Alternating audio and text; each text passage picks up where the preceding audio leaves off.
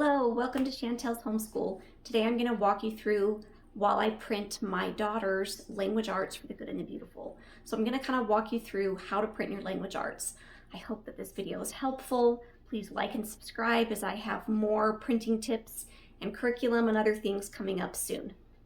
So today I'm going to be showing you on the level 7, the good and the beautiful. However, this is the same whether you're doing the math, the language arts 2, whether you're doing math 1. These things are all kind of going to be the same. You just need to make sure that you're looking whether you're going to be doing a landscape or portrait and flip on the long edge or the short edge. If you flip on the long edge, that means it's going to turn like this. If you flip on the short edge, it's going to turn like this. So it's very important to make sure you do that. If you do a short edge on a portrait, then you're going to have the other side of the page is going to be upside down. One other thing I want to be clear on is that I am using Foxit Reader. It is a free program. If you get on your phone, I think it takes you to the one where you pay, but it is free. If you just go search it up, Foxit PDF. I use that because it is more user-friendly, in my opinion, than Adobe. Adobe is also free. You can use that. So I like to use the Hammermill 24 pound. A lot of people like the 28 pound. Just really whatever you want. I prefer to go on the cheaper end. I've also used the brand Epson and been happy with that.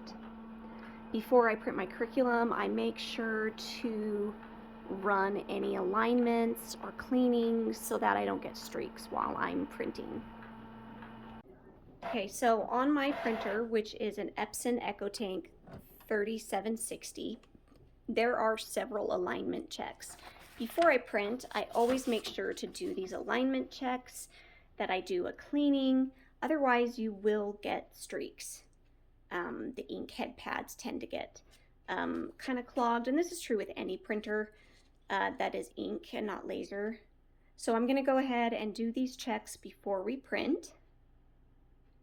You can see here on my home screen, I am going to go to maintenance, and then here are the different settings. There's print head nozzle check, cleaning, power cleaning.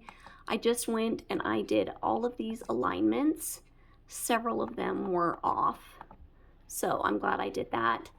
Power cleaning, you can only do that if your ink pad is brand new, otherwise it'll say it's full. And I'm going to go ahead and do a print head cleaning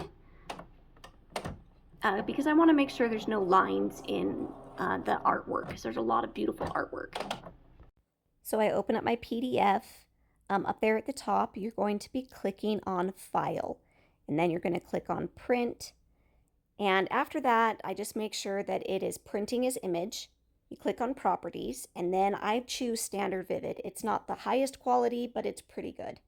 Then flip on both sides of the paper. Since this is landscape, you need to make sure you flip on the short edge.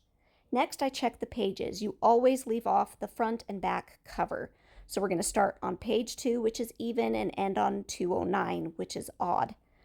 Then the scale, I keep it at none. You can use those little arrows on Foxit Reader to just double check the printing job. I do that. Also, you can see I have auto center clicked, and I keep auto portrait landscape. That's set. I just make sure that that's all settled. It's just very important that you get print as image and then flip on the short edge for this particular document because it's landscape. All right, so here is my setup after I have printed my books. I showed you guys that I print the covers and the back separately.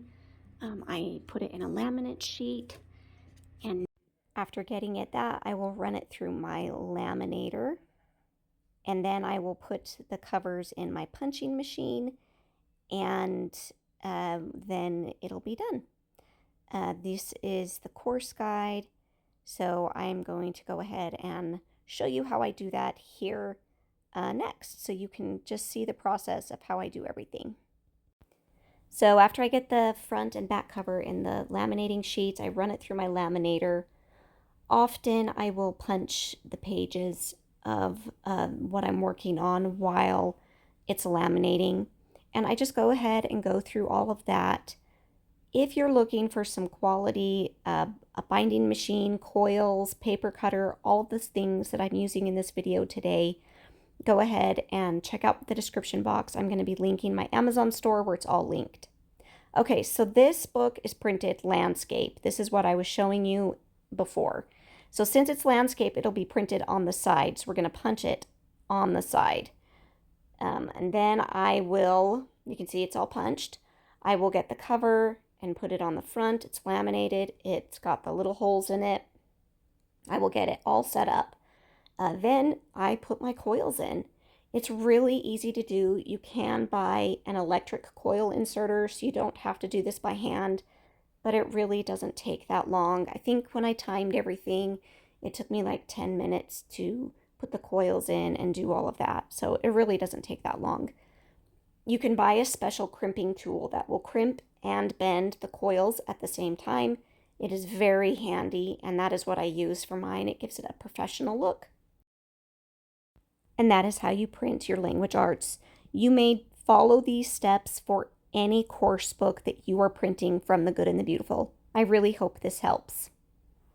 Please like and subscribe. You can see I've printed a lot, and I would appreciate you sharing my videos.